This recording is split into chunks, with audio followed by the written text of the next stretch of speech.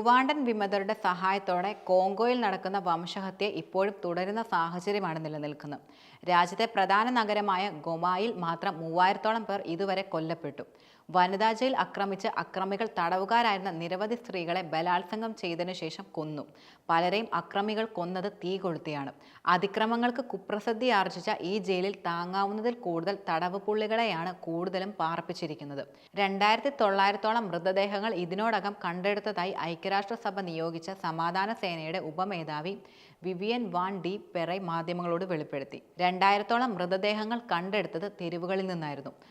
900 മൃതദേഹങ്ങൾ ഇപ്പോൾ വിവിധ ആശുപത്രികളിലെ മോർച്ചറികളിൽ സൂക്ഷിക്കുകയാണ്. നിലവിൽ മരണസംഖ്യ ഇനിയും ഉയരാനാണ് സാധ്യതയെന്നാണ് UN സമാധാന സേന നിലവിൽ അറിയിച്ചിട്ടുള്ളത്. പല മൃതദേഹങ്ങളും തിരിച്ചറിയാനാകാത്ത വിധം ശരിക്കും ഛിന്നഭിന്നമായിരിക്കുകയാണ്. ഇതിന്റെ ഫലമായി പകർച്ചവ്യാധികൾ പൊട്ടിപ്പുറപ്പെടാനും സാധ്യതയുള്ളതായി മുന്നറിയിപ്പുകളും നിലനിൽക്കുന്നുണ്ട്. ജയിൽ തകർത്തതിനെ തുടർന്ന് ഇവിടെയുണ്ടായിരുന്ന പുരുഷന്മാരായ തടവ് പുള്ളികൾ ഭൂരിപക്ഷം പേരും രക്ഷപ്പെടുകയും ചെയ്തു. അക്രമികൾ വനിതാ ജയിൽ പൂർണ്ണമായി തീവെച്ച് തകർക്കുകയും ചെയ്തു.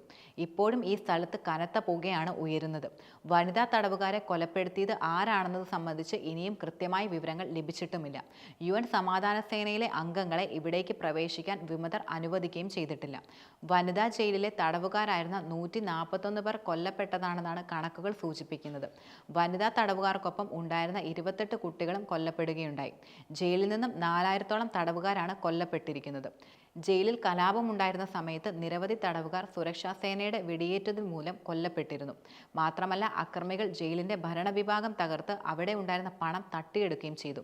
10 ലക്ഷത്തോളം ജനസംഖ്യയുള്ള ഗോമ നഗരം ഇപ്പോൾ പൂർണ്ണമായും M23 എന്ന വിമത സംഘടനയുടെ നിയന്ത്രണത്തിന് കീഴിലാണ്. 2 ദിവസം മുമ്പ് വിമതർ വെടിനിർത്തൽ പ്രഖ്യാപിച്ചിരുന്നു. ഈ വർഷം ആദ്യം മുതൽ തന്നെ ആയിരക്കണക്കിന് ജനങ്ങൾ ഇവിടെ നിന്ന് പലായനം ചെയ്യുവാനും തുടങ്ങി. കോങ്കോ റിവർ അലയൻസ് എന്നറിയപ്പെടുന്ന വിമതരുടെ സഖ്യമാണ് ഇവിടെ പ്രധാനമായും പോരാട്ടം നടത്തുന്നത്. 2005-ന്റെ തുടക്കം മുതൽ 40,000-ത്തിലധികം ആളുകൾ ഇതുവരെ സംഘർഷത്തെ തുടർന്ന് പലായനം ചെയ്തതായിട്ടാണ് ഐക്യരാഷ്ട്രസഭയുടെ റിപ്പോർട്ട് സൂചിപ്പിക്കുന്നത്. കഴിഞ്ഞ 3 വർഷത്തിനിടെ ലക്ഷക്കണക്കിന് ആളുകളാണ് ഇതിനോടകം തന്നെ പലായനം ചെയ്തിരിക്കുന്നത്. വെടിനിർത്തൽ പ്രഖ്യാപനം ഉണ്ടായിരുന്നിട്ടും സംഘർഷം വലിയ നിലയിൽ തന്നെയാണ് ഇപ്പോഴും തുടരുന്നത്. വിമതർക്കുള്ള പിന്തുണ പിൻവലിക്കാൻ റുവാണ്ടയുടെ മേൽ അന്താരാഷ്ട്ര സമ്മർദ്ദം ചെലുത്തണമെന്നാണ് പ്രാദേശിക നേതാക്കൾ പ്രധാനമായും ആവശ്യപ്പെടുന്നത്.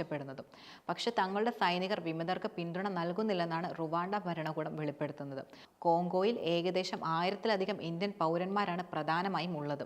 സുരക്ഷാ സ്ഥിതികൾ കണക്കിലെടുത്ത് കോങ്കോയിലെ കിൻഷാസയിലുള്ള ഇന്ത്യൻ എംബസി അവിടെയുള്ള എല്ലാ ഇന്ത്യൻ പൗരന്മാരോടും ഉടൻ സുരക്ഷിത സ്ഥാനങ്ങളിലേക്ക് പോകാൻ നിർദ്ദേശം നൽകിയിട്ടുമുണ്ട്. കിഴക്കൻ കോങ്കോയിലെ സമാധാന ദൗത്യത്തിന്റെ ഭാഗമായി രാജ്യത്ത് ഏകദേശം 1200 ഇന്ത്യൻ സൈനികരും നിലവിൽ സേവനമനുഷ്ഠിക്കുന്നുണ്ട്.